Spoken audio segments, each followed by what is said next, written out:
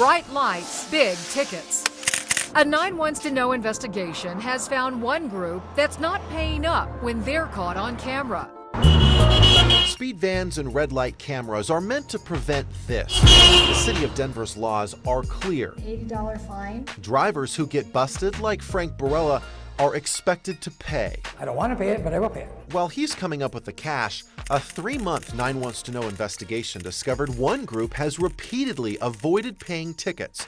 Denver city employees. It's preposterous. Using the state's open records laws, we didn't give up until we were able to examine 3.5 years worth of tickets. Our investigation uncovered 607 tickets given to city employees that were never paid.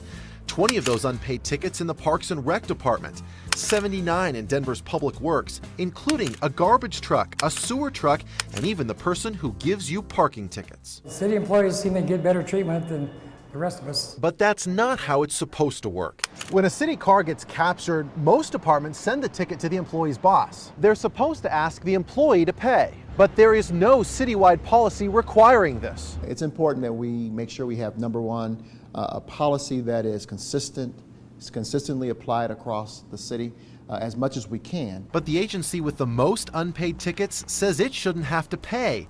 The Denver Police Department has 458 unpaid tickets.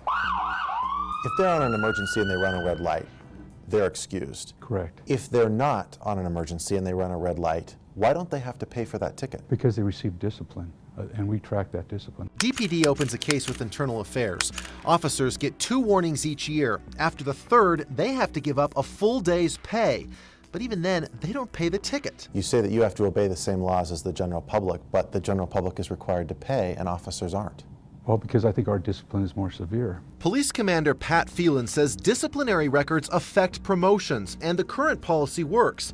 71 officers got a 2nd warning, 9 got in trouble a 3rd time. If some of us have to pay and some of us don't, it's not beneficial to anyone because it's unfair. I was really surprised when you told me this. Denver City Councilwoman Jeannie Fotz agrees, and she questions the legality of the police department's policy. I know of no language that says the police department shouldn't have to pay, city employees shouldn't have to pay, and unless there's legal authorization, it appears to me that the first order of business should be that the employee pays the ticket. Mayor Hancock says no city drivers should get a free ride. Will you make sure that every single ticket from the past that should have been paid gets paid?